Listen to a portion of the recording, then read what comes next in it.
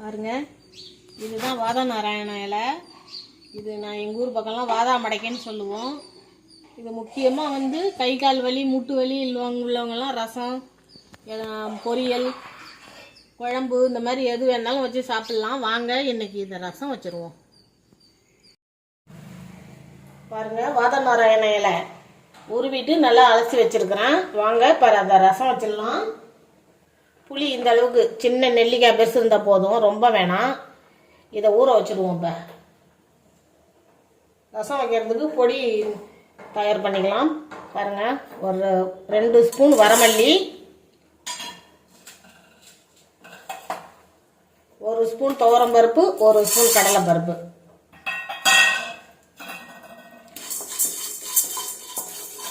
இது கொஞ்சம் வறுபடட்டும். ஒரு 3 மிளகா போட்டுக்கலாம்.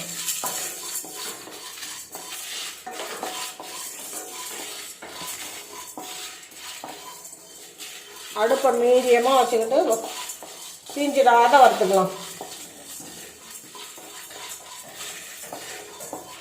லைட்டாக வறுபட்டுடுச்சு. 1 ஸ்பூன் மிளகு, ஒரு 1.5 ஸ்பூனுக்கு போட்டுக்கலாம் மிளகு. ஒரு 1.5 ஸ்பூன் அதே மாதிரி ஜீரகம்.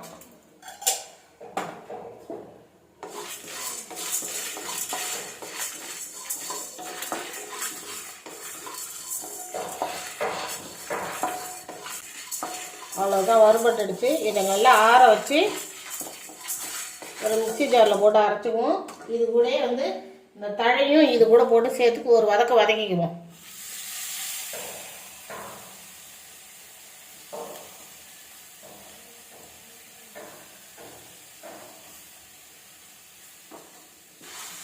லைட்டாக வதக்கிக்குவோம்.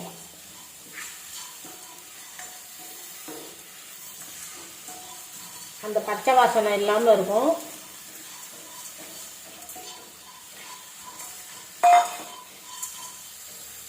கூடவே ஒரே ஒரு கொத்து கருவேப்பிலையும் இது கூட போட்டு அரைச்சிக்குவோம். போதும். இதை நல்லா ஆற வச்சு இப்போ அரைச்சிக்கிட்டு வந்துடுவோம். ஒரு கைப்பிடி சின்ன வெங்காயம் எடுத்துருக்குறேன், ஒரு 10 பல்லு பூண்டு. இதை அப்படியே நல்லா அம்மியில் வச்சு அப்படியே தட்டி எடுத்துகிட்டு வந்துடுறேன். கடாயை வச்சு ரசத்தை தாளிச்சிக்கலாம்.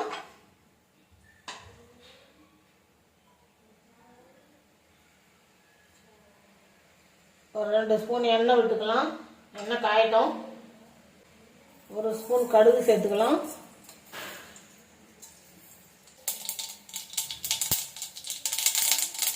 கடுகு பொரிஞ்சிடுச்சு. ஒரு 2 வரமிளகாய் போட்டுக்கலாம்.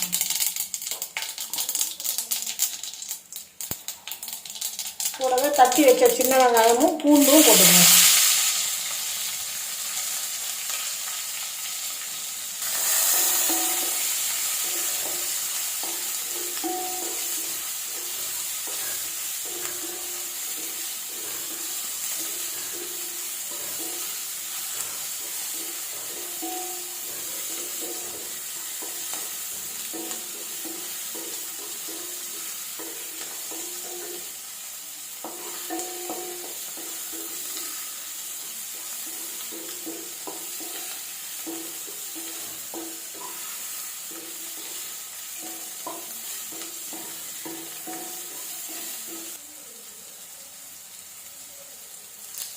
இதில் ஒரு கொத்து கருவேப்பிலை போட்டுக்கலாம்.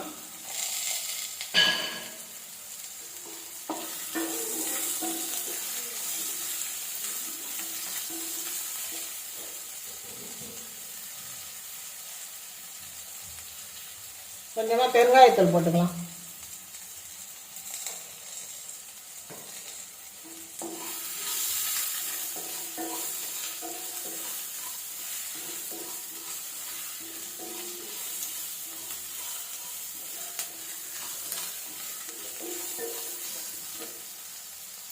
ரெண்டு மீடியம் சைஸ் தக்காளி எடுத்து கட் பண்ணி வச்சிருக்கேன், அதையும் இது கூட சேர்த்துக்குவோம்.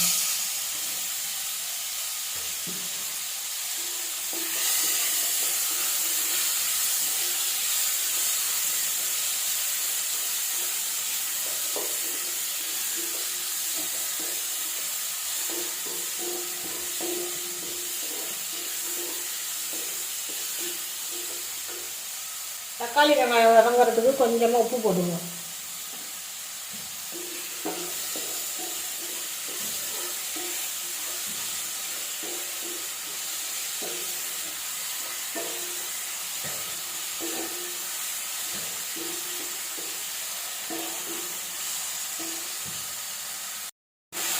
தக்காளி வெங்காயம் நல்லா வதங்கிடுச்சு.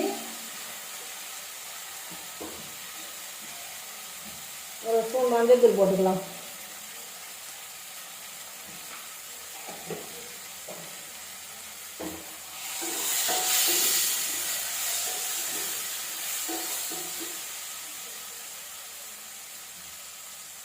அரைச்சி வச்சோம்ல அந்த பேஸ்ட் இது கூட சேர்த்துக்கலாம்.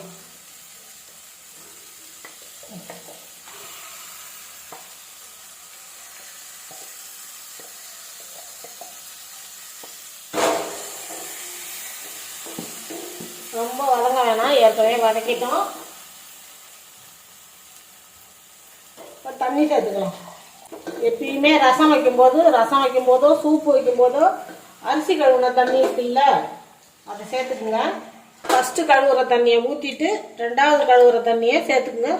ரசமும் சூப்பும் டேஸ்ட்டாக இருக்கும். இப்போ நான் அரிசி கழுவுன தண்ணி தான் ஊற்றிக்கிறேன்.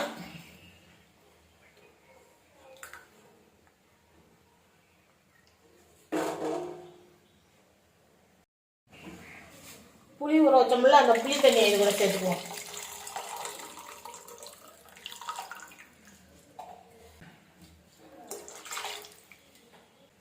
ரசத்துக்கு தேவையான உப்பு போட்டுக்குவோம்.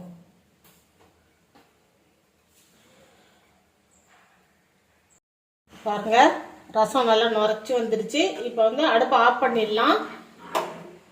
ஆஃப் பண்ணிட்டு